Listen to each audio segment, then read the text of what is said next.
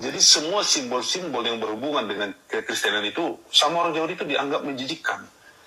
Jadi sering kita bacakan di media bagaimana para peziarah Kristen yang datang ke tanah Palestina, khususnya ke Yerusalem, itu diludahi sama orang-orang.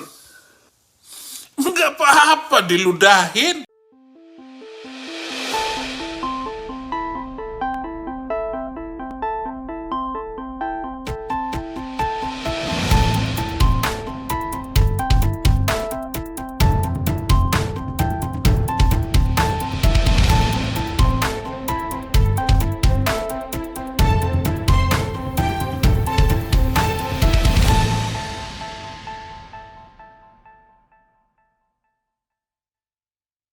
Shalom Bapak Ibu Saudara, yang dikasihi Tuhan Yesus Kristus, ketemu kembali kita di channel Gereja YouTube, dengan saya di sini Abdullah yang rindu melayani Tuhan dan masih belajar lagi tentang kekristenan dan masih mau lagi dimuridkan di Gereja YouTube ini dengan studi pengajaran kekristenan. Gimana kabarnya Bapak Ibu? Harapan dan doa dari saya semoga Bapak Ibu dilimpahi damai sejahtera dan sukacita oleh Roh Kudus senantiasa di dalam hati dan kehidupan saudara semua. Bapak Ibu Saudara yang kekasih, mohon maaf kalau bahasa Malaysia saya masih menekat dalam nadanya, karena saya tidak bisa mengubahnya. Tapi saya percaya ketika saya tinggal di Indonesia dan dimuridkan di gereja YouTube ini saya pasti bisa dan terus belajar. Karena kemarin di kolom komentar banyak sekali yang komentar soal nada dan notasi suara saya minta maaf, tapi jujur dari lubuk paling dalam saya mau melayani Tuhan Yesus, saya mau jadi dampak. Saya mau di next level dan dipakai buat banyak orang, dan jiwa-jiwa dimenangkan. Baik saudara gereja YouTube,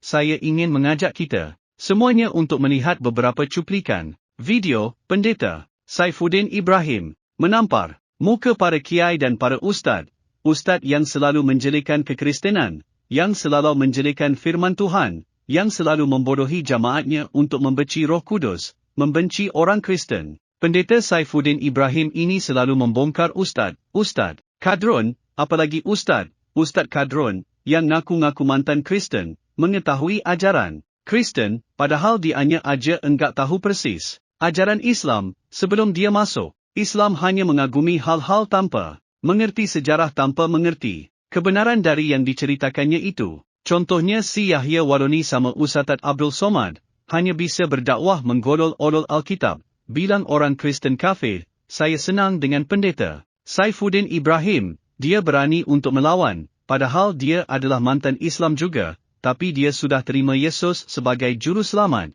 Mari kita dengarkan dulu videonya. Saya harus berada di situ. Karena orang Indonesia tidak berani untuk menjawab pernyataan-pernyataan sesat yang disampaikan oleh mereka. Tapi salam dulu, tiada hari tanpa menginjil, tiada hari tanpa memenangkan jiwa-jiwa Indonesia bagi Kristus. Damai itu hanya ada dalam Yesus, di luar Yesus tidak ada damai. Ini ada, saya nggak tahu namanya Dul Komeng aja gitu ya, Dul Komeng. Siapa nama orang ini nggak tahu, tetapi pernyataan dia ini tendensius dan perlu saya jawab.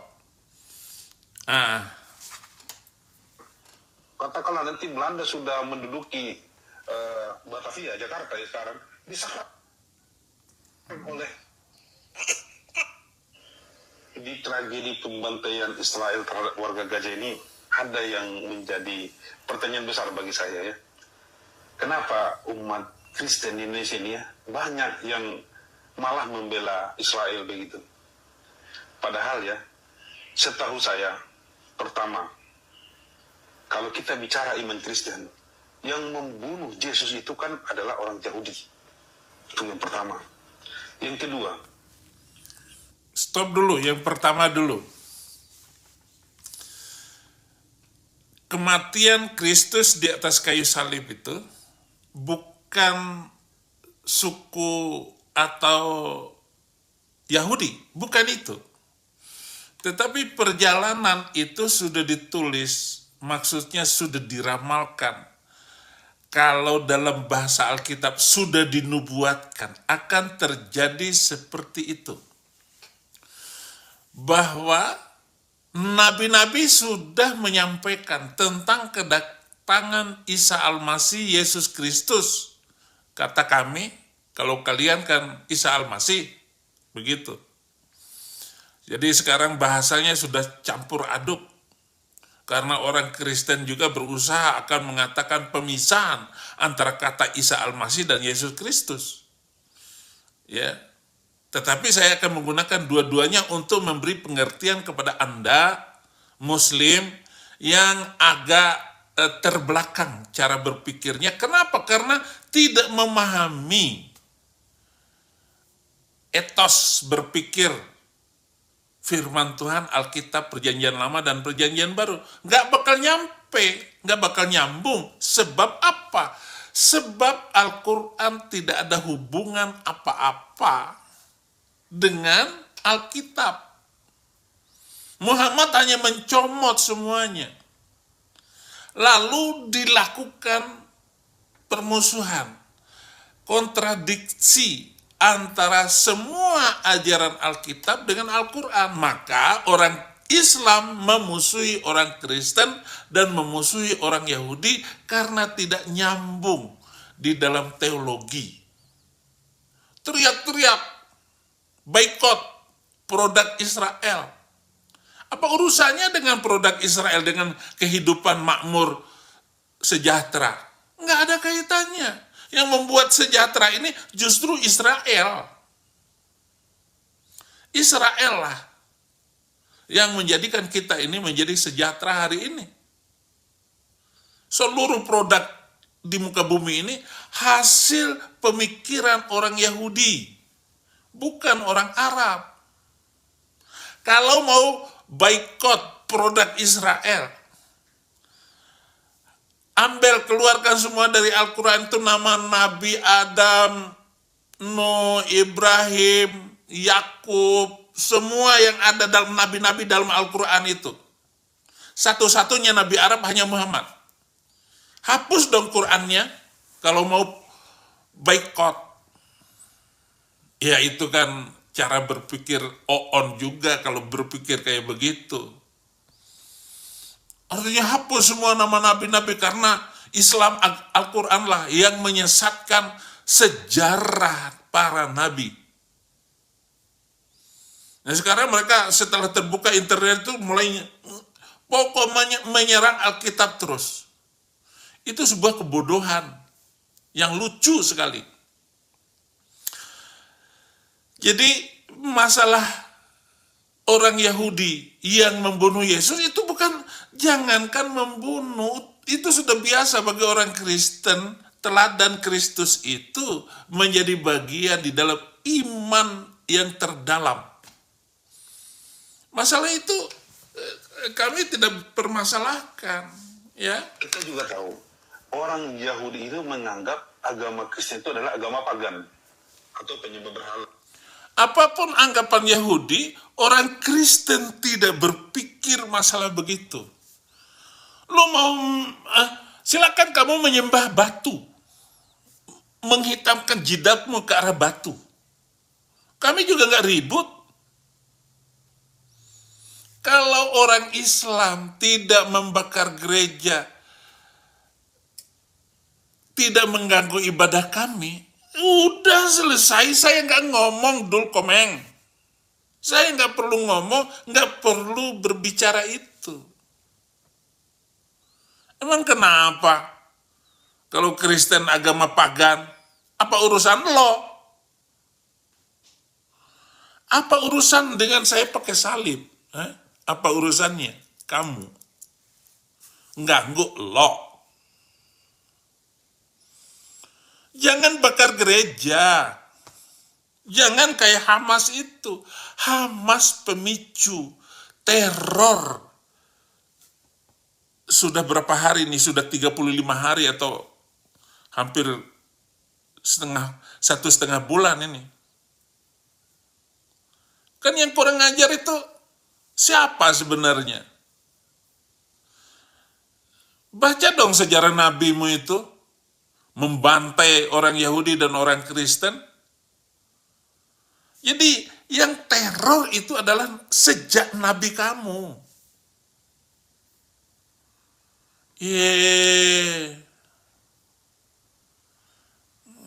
Ada gambar pendeta-pendeta membawa ini bendera. Nggak masalah. Lu mau bawa bendera apa? Yang penting kasihilah sesamamu manusia. Itu yang diajarkan Yesus. Begitu. Jadi semua simbol-simbol yang berhubungan dengan kekristenan itu sama orang Yahudi itu dianggap menjijikkan. Jadi sering kita bacakan di media bagaimana para penjara-penjara Kristen yang datang ke tanah Palestina, khususnya ke Yerusalem, itu diludahi sama orang-orang. Enggak apa-apa diludahin. Kan saya sudah ngomong, saudara-saudara, berulang kali. Saifuddin Ibrahim hanyalah anjing mati di hadapan siapapun. Saya hanyalah anjing mati. Kenapa Alkitabnya ngomong seperti itu? Kalau nggak percaya, buka 2 Samuel 9. 2 Samuel 9 dari ayat 1 sampai ayat 13. Saya hanyalah anjing mati. Betapa rendahnya saya menaruh diri saya di hadapan Anda semua, di hadapan seluruh pendeta, di hadapan seluruh Pak Kiai. Tapi saya memanfaatkan bahwa firman Tuhan itu keluar dari mulut saya. Maka saya tidak akan membiarkan video-video sesat yang diajarkan oleh ustadz-ustadz itu. Betapa bodohnya cara berpikir itu. Ngomong tentang pahala ini, baca ini 100 kali dapat pahala. Kristen datang ke gereja bukan untuk masuk surga. Bukan untuk mendapat pahala. Berbuat baik bagi orang Kristen itu bukan untuk masuk surga dan mendapat pahala. Menolong dan melakukan gerakan sosial, membantu bencana alam, klinik gratis, sunatan massal yang dilakukan oleh orang Kristen bukan supaya masuk surga. Enggak ada. Orang Kristen begitu terima Yesus tulus, maka sudah pasti masuk surga. Tapi kenapa kok kalau melakukan kebaikan-kebaikan, membantu bencana alam, pasti orang Kristen yang lebih dulu, yang sampai ke titik itu. Kenapa? Itu adalah rasa syukur karena telah diselamatkan. Beda dengan Islam. Berbuat baik dulu baru masuk surga. Begitu takutnya berbuat zina. Ya, padahal zina melulu. Itu orang Islam. Beda dengan orang Kristen. Itu adalah rasa syukur karena telah diselamatkan. Jadi sebenarnya begitu terima Yesus sudah nggak usah berbuat baik lagi. Udah selamat, udah masuk surga. Tetapi selalu orang Kristen itu melakukan itu semua rasa syukur telah diselamatkan. Kenapa saya mengambil bagian penginjilan seperti sekarang ini? Karena betapa besar kasih Tuhan akan diri pribadi saya. Saya nggak peduli dengan pendeta mana, saya nggak peduli dengan kiai siapa. Saya sudah masuk surga karena terima Dia sebagai Tuhan dan Juru Selamat. A'taital hayatal abadiyata wa la tahlikuha abada wa la ahadun yakhtifu minni. Yohanes 10 ayat 28. Aku memberikan hidup yang kekal kepada mereka dan mereka pasti tidak akan binasa selama-lamanya dan tidak ada seorang pun yang mampu menjerumuskan saya untuk ikut agama yang lama. untuk ikut dengan agama uang, agama harta, agama kekayaan. Ya kalaupun ada video saya pemulung, itu kan hanya gaya-gaya aja supaya Muslim itu senang, gembira. Oh, Saifuddin Ibrahim terlantar, kasihan di negeri orang. Saya punya mobil, saya punya rumah itu tuh, rumah besar. Dan rumah saya di sorga lebih besar daripada Nabi Muhammad. Karena Nabi Muhammad enggak punya tempat di sorga, masuk neraka. Pasti Quran yang ngomong. Ya, ini orang yang cara berpikir ini, saudara-saudara, berpikir kotor. Yahudi di sana, ya pemukim Yahudi yang tinggal di tanah Palestina sana itu yang kedua. Yang ketiga, kita juga tahu yang menjadi korban kebiadaban dan kekejian Israel ini di tanah Palestina sana bukan cuma Muslim Palestina, juga umat Kristen Palestina. Orang Kristen di Palestina itu adalah warga Arab asli, dan mereka Kristen bukan karena mualaf, ya, dalam tanda kutip. Mereka Kristen sejak dulu. Seperti kita tahu kan, Kristen itu lahirnya di... Sepertinya kamu menganalisa dengan benar. Padahal otak kamu itu sumbing, bolong sedikit. Amerika, Jerman, Australia, Inggris yang mendukung Israel. Itu karena masalah terorisme. Dan bencana akan tetap kena. Kena siapa saja. Ini bencana alam nih, gempa bumi. Orang Islam kena, orang Hindu kena, orang Yahudi kena. Orang Kristen tetap datang membawa bantuan. Tetap menolong mereka. Nah sekarang, Israel ngebom Hamas, itu masalah teroris. Teroris itu dimunculkan oleh Al-Quran, yang 300 ayat itu. Orang Kristen hanya mendukung secara rohani. Gereja-gereja hanya secara spirit. Mendoakan Tuhan, hentikan ya Tuhan itu. Tuhan Yesus tolonglah mereka, kasihanilah mereka. Itu doa untuk orang Yahudi, orang Islam, orang Kristen. Tetapi orang Kristen, gereja tidak akan mendukung Israel yang ngebom itu. Dan tidak akan mendukung Hamas yang memulai.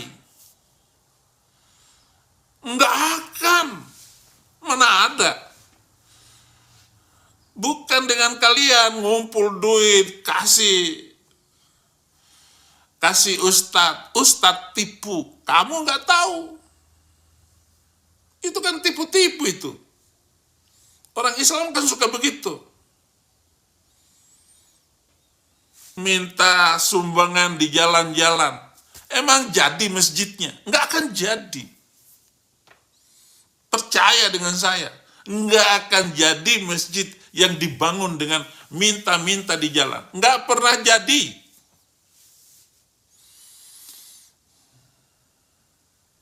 Beda dengan gereja, sudah dibuat undang-undangnya, aturannya, bangunannya, kekuatannya segini, ini.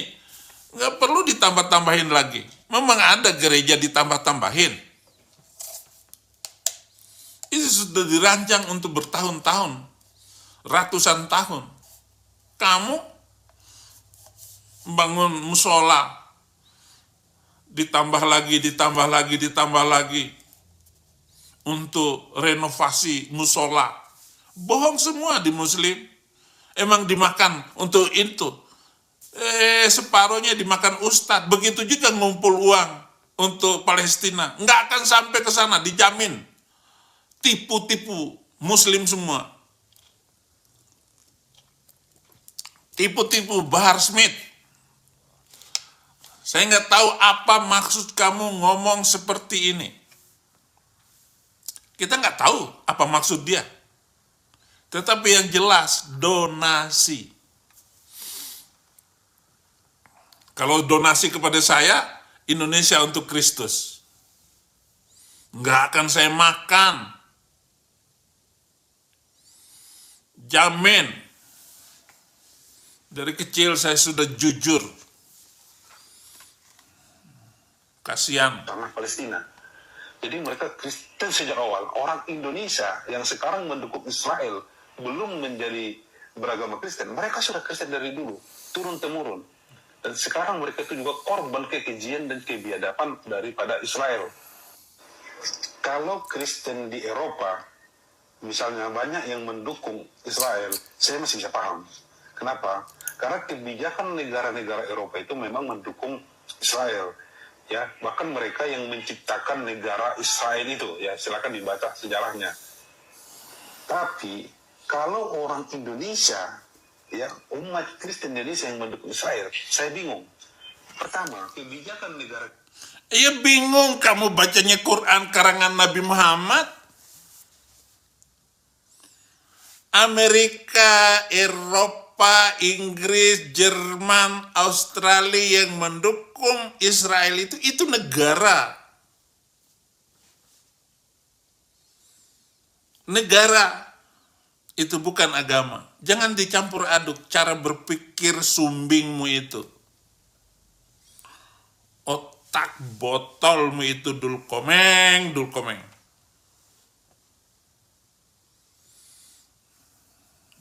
Tumben saya nggak nyinggung somat sumbing itu.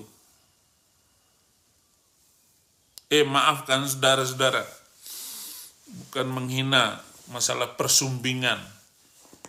Enggak ada urusannya itu. Karena ada juga saudara saya yang sumbing.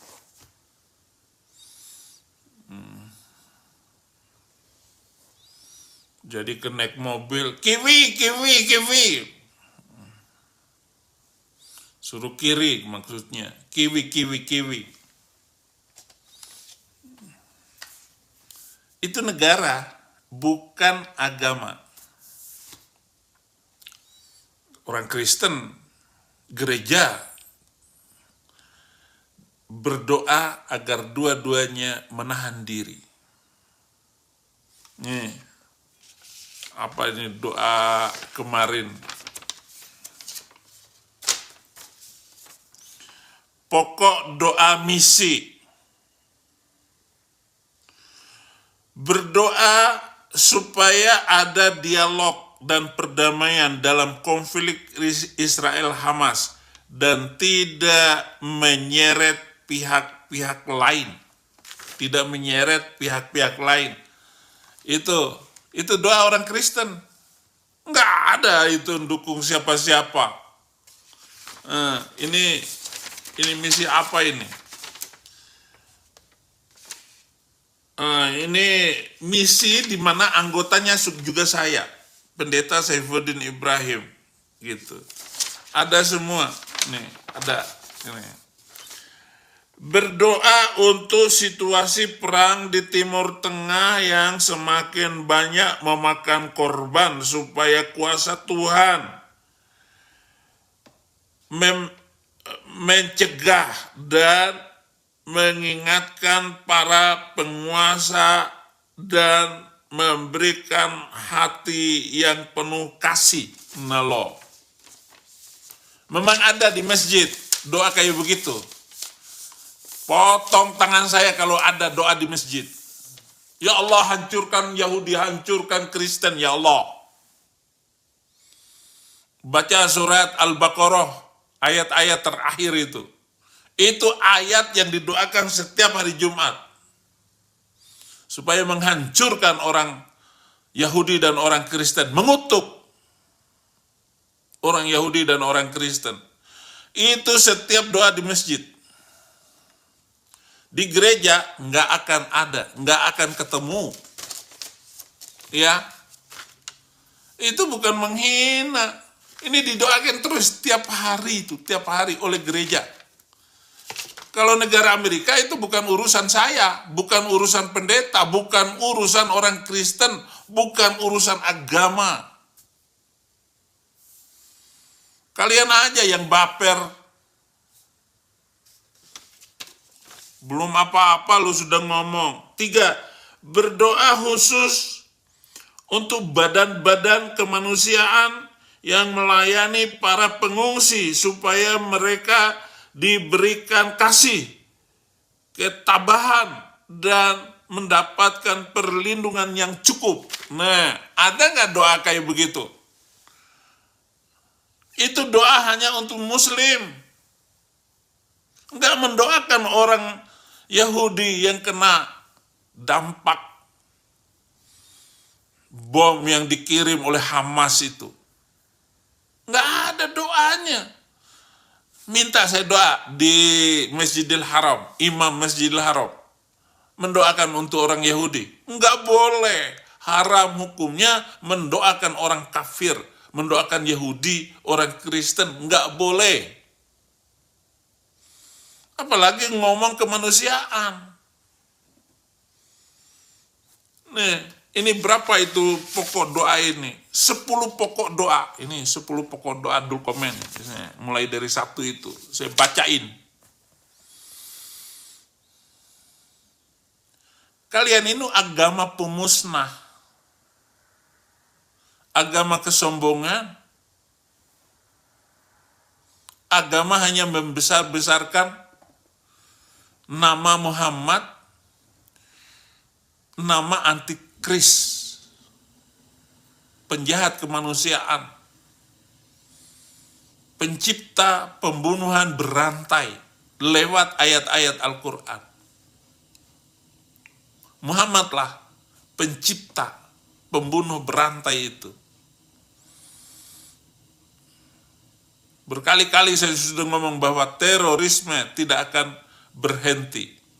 Nah, setelah saya ulas ini, ya jangan diputus dulu nonton YouTube ini supaya tidak gagal paham. Ya. Supaya Anda mengerti teologi Kristen itu.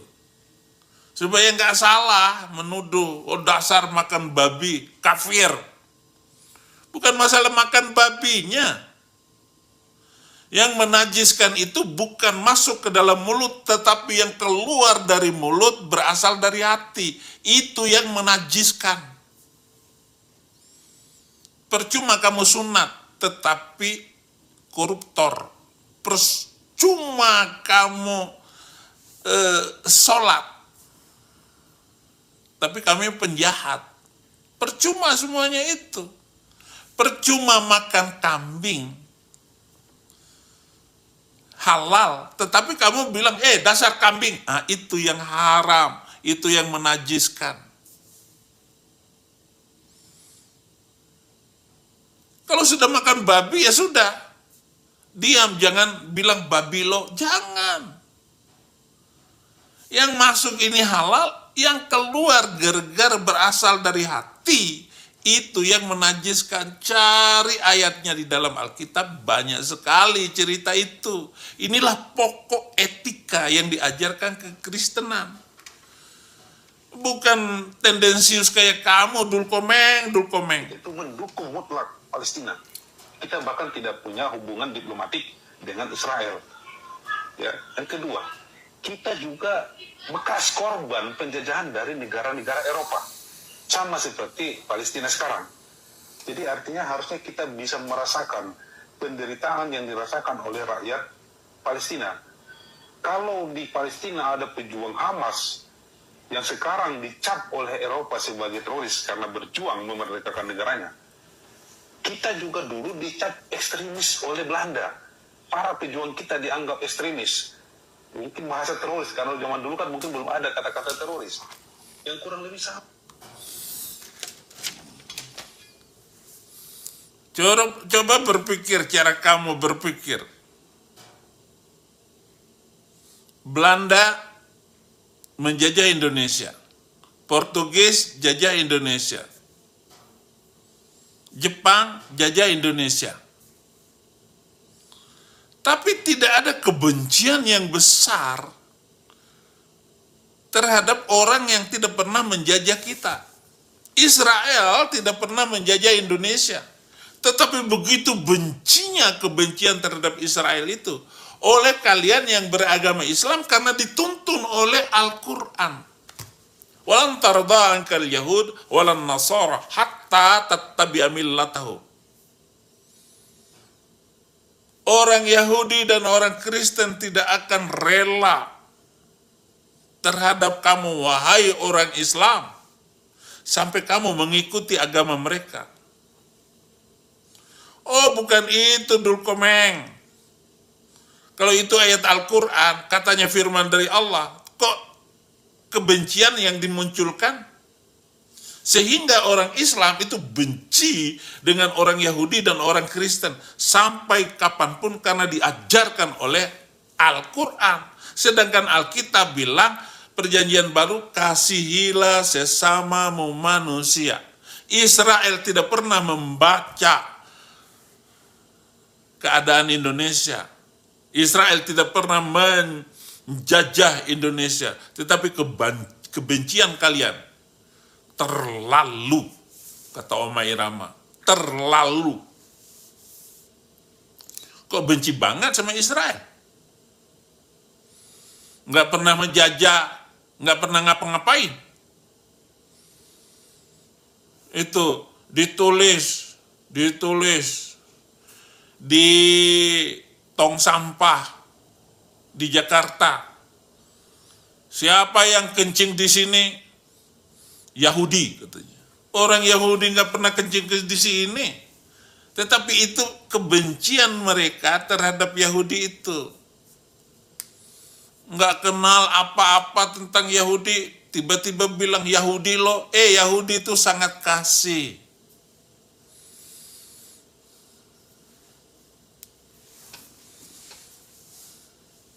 Penduduk yang paling kecil, negara kecil di dunia ini termasuk Yahudi. Kenapa kok Muslim membenci dan membuat undang-undang kebencian terhadap Yahudi?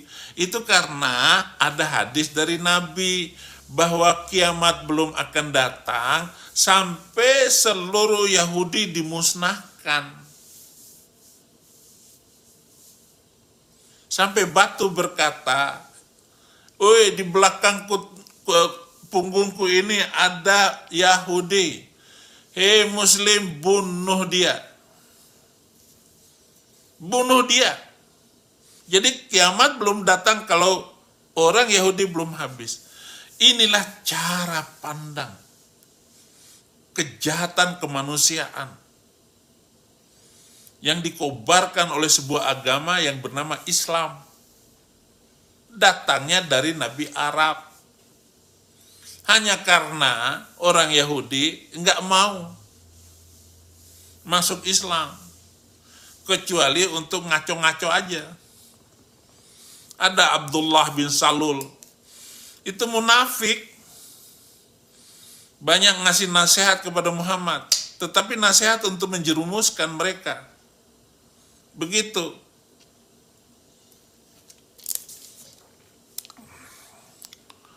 Inilah cara pikir sesat yang harus saya terangkan kepada Anda semua. Karena dianggap menyerang. Katakanlah nanti Belanda sudah menduduki Batavia, Jakarta ya sekarang, diserang oleh para pejuang kita. Kadang nanti mereka masih tidur, diserang pejuang kita. Dan dianggaplah pengganggu atau ekstremis, dianggap mungkin teroris. Jadi kurang lebih begitu sebenarnya kalau kita memahami.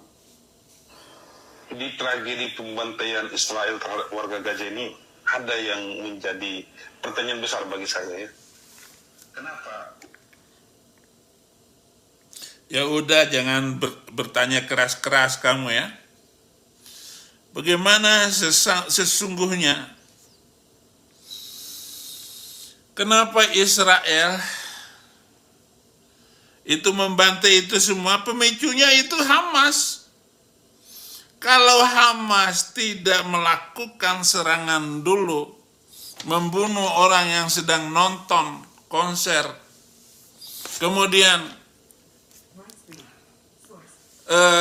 Hamas menyandra anak-anak perempuan dibunuh di depan mata. Itu nggak akan terjadi sekarang ini. Kalau Muhammad tidak membunuh orang-orang Yahudi zaman itu, zaman Muhammad, dan menunjukkan rasa kasih kepada suku-suku kecil waktu itu, tentu tidak akan terjadi. Tidak ada contoh teladan yang mereka tiru. Apalagi kata-kata kontroversial yang diajarkan oleh Nabi Muhammad itu telah menyakiti turun-temurun bangsa Yahudi untuk waspada dengan orang Arab, dengan agama Islam. Golda Meir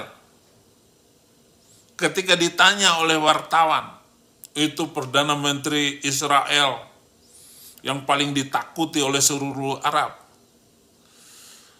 apa yang Anda katakan ketika Anda akan bertemu dengan Anwar Sadat?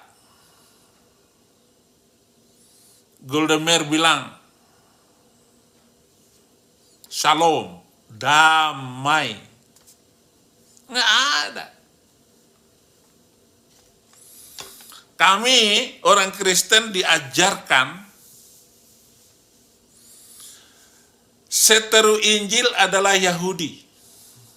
Israel itu adalah musuh Injil. Maka kalau kamu bertanya, kenapa kok orang Kristen sudah diludahin malah membela Israel? Membela hanya dalam doa. Nggak ada ngeluarin uang. Itu negara Amerika yang ngasih senjata, ngirim kapal induk, ngirim ini, Inggris ngirim, Jerman membantu Israel karena Jerman sudah membunuh 6 juta Yahudi. Dihabisin sama Hitler sebagai pampasan perang atas kejahatan nenek moyangnya. Lo kalian tidak membayar pampasan perang kepada Israel, kepada Yahudi setelah Nabi Muhammad membunuh 5.000 Yahudi, malah terus memusuhi. Kan kurang ajar itu namanya, kurang waras namanya. Beda kan pemahaman orang Kristen dengan orang Islam, beda jauh langit dan bumi. Karena kitab sucinya, dasar pemahaman kitab suci itu. Roma 11 ayat 17-21, karena itu apabila beberapa cabang telah dipatahkan dan kamu sebagai tunas liar telah dicangkokkan di antaranya dan turut mendapat bagian dalam akar zaitun yang penuh getah. Jadi kekristenan ini dicangkokkan kepada Israel. Kenapa? Karena perjanjian lama dan perjanjian baru itu adalah warisan Israel.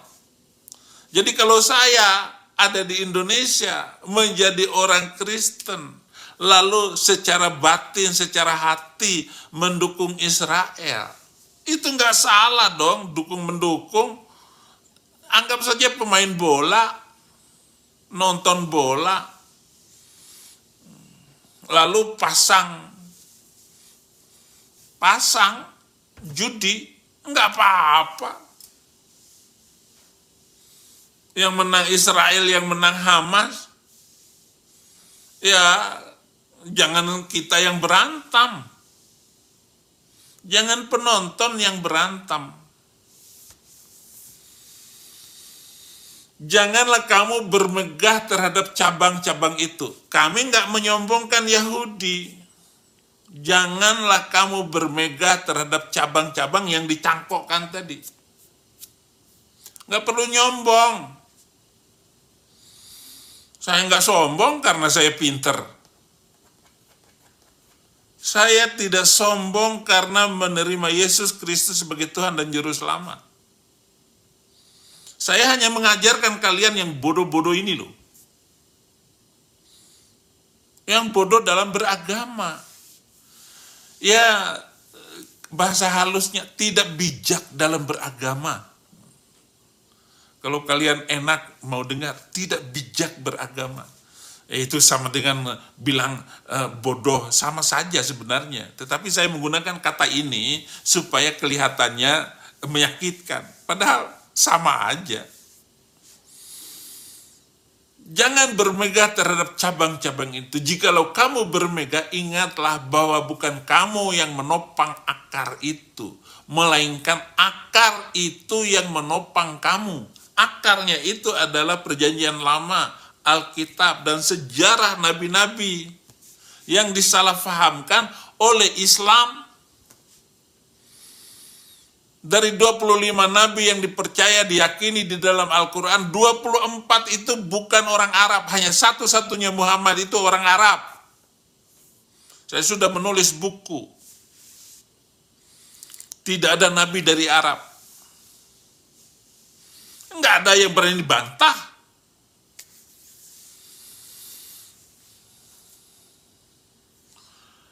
Mungkin kamu akan berkata ada cabang-cabang yang dipatahkan supaya akan dicangkokkan di antaranya sebagai tunas. Baiklah, mereka dipatahkan karena ketidakpercayaan mereka dan kamu tegak bercacat karena iman.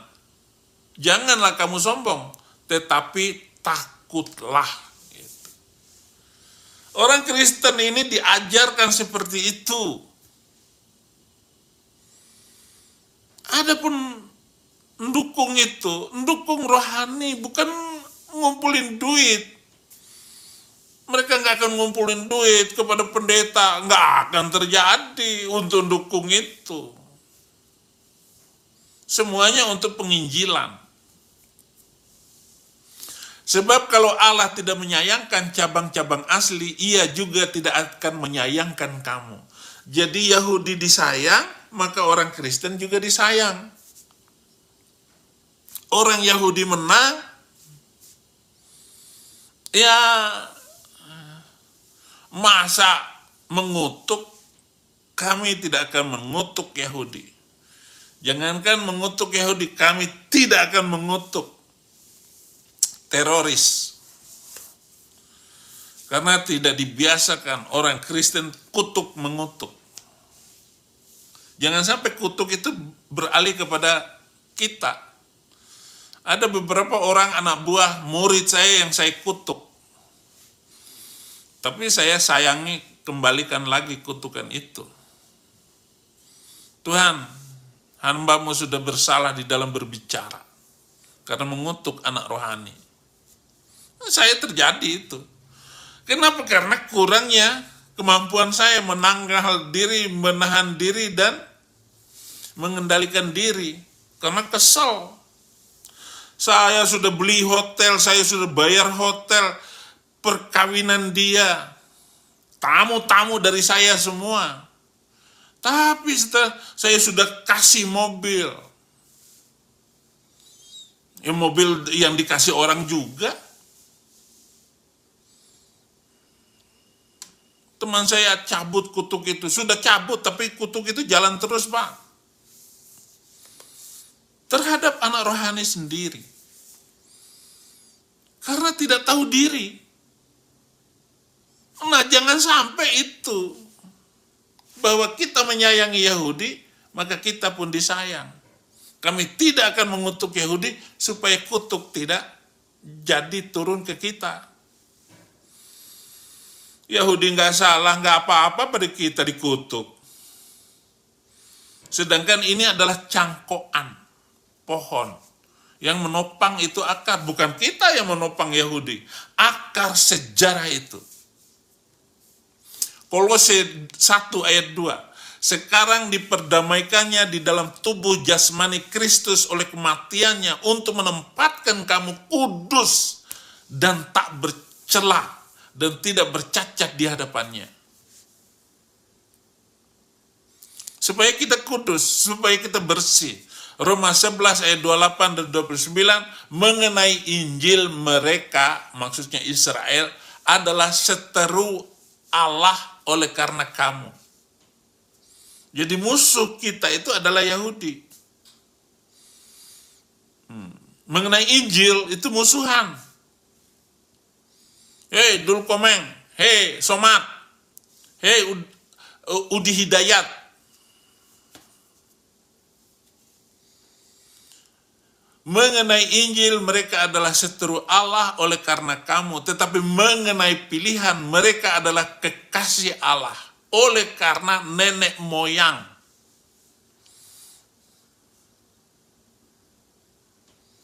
Ayat 29, sebab Allah tidak menyesali kasih, karunia, dan panggilannya. Mengenai pilihan, bangsa Yahudi pilihan, menciptakan lampu, menciptakan kapal terbang. Laptop itu buatan Yahudi. Yang bikin Yahudi itu, laptop pertama beratnya 1 ton. Tetapi diserahkan kepada kemajuan teknologi ini untuk diciptakan. Yang bikin YouTube ini, siapa yang bikin YouTube? Sehingga kamu bisa ngomong, Dul Komeng.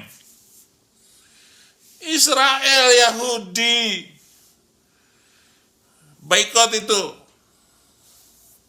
Uang yang masuk di YouTube itu. Dengan ciptaan yang luar biasa, Yahudi menciptakan Facebook.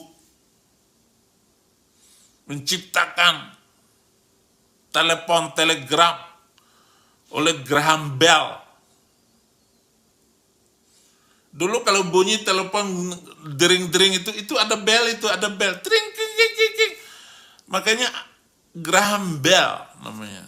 Bell pintu, pencet belnya itu Graham Bell penciptanya itu. Bukan ayo pencet Muhammadnya. Solawat, enggak. Pencet Muhammad itu. Bukan pencet Muhammad, Dul Komeng. Allah tidak menyesali kasih karunia-Nya. Yohanes 18 ayat 5, jawab mereka, Yesus dari Nazaret. Katanya kepada mereka, akulah dia. Yudas yang mengkhianati dia berdiri juga di situ bersama-sama dengan mereka. Jadi siapa yang menyalibkan Yesus? Yudas. Semua kerjasama. Itulah yang disebut antikris. Semua kerjasama. Itulah Muslim, antikris yang diciptakan oleh Muhammad. Terima kasih saudara-saudara. Tuhan Yesus memberkati.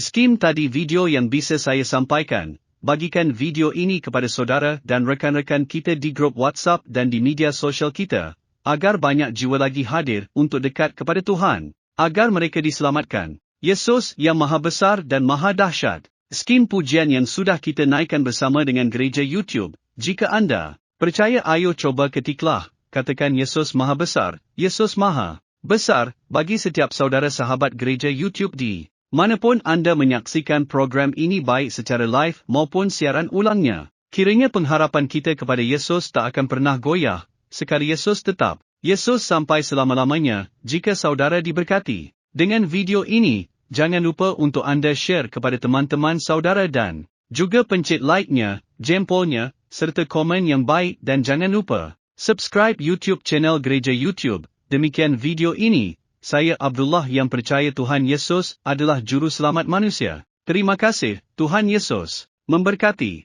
Cukup rupiah 10,000 per pekan. Puji Tuhan kita dapat menjadi dampak, menjadi bagian pembagian Alkitab gratis. Saudara gereja YouTube mau enggak ambil bagian dalam program membagikan 1 juta Alkitab gratis di Indonesia? Saya percaya pasti mau. Dari gereja YouTube buat gerakan membagikan 1 juta Alkitab ke seluruh pelosok Indonesia. Pasti saudara mau satu Indonesia faham Alkitab. Kita punya sebuah program membagikan 1 juta Alkitab gratis di Indonesia. Yap, jadikan Indonesia dengan membagikan Alkitab, membagikan kabar baik, dan pastinya kita mau membagikan Alkitab dengan bentuk fisik. Nah ini, kalau kita bersama-sama dukung ini bisa bergandengan tangan. Kita gunakan channel gereja YouTube untuk terus bergerak maju dan berdampak mewujudkannya bersama. Misinya apa? Kita ingin mencetak 1 juta orang yang hafal dan haus akan firman Tuhan yaitu melalui Alkitab gratis. Nah, kalau ini bisa terjadi 1 juta penduduk Kristen Indonesia bisa membaca Alkitab, maka kalikan 10. Maka 10 juta orang akan membaca Alkitab, membaca firman Tuhan. Dengan itu, ini tidak akan terwujud kalau tidak dengan cara bergandengan tangan. Saudara-saudara gereja YouTube, kita gunakan channel gereja YouTube untuk terus berdampak dan melayani lebih lagi. Dukung program ini, agar kita bisa membagikan 1 juta Alkitab gratis di Indonesia dengan cukup sisihkan Rp10,000 per pekan. Puji Tuhan kita dapat berbagi, berdampak memuliakan nama Tuhan Yesus. Ikutan detailnya ada di kolom deskripsi atau bisa melalui rekening gereja YouTube yang dinaungin atas nama Yayasan Cipta Pelita nomor bank BRI 04210034205666 dengan menulis P8, artinya program ke-8 gereja YouTube. Mungkin itu pengumuman kali ini. Saya Abdullah dan semua tim pelayanan di gereja YouTube dan Yayasan Cipta Pelita mengucapkan banyak terima kasih. Tuhan Yesus memberkati.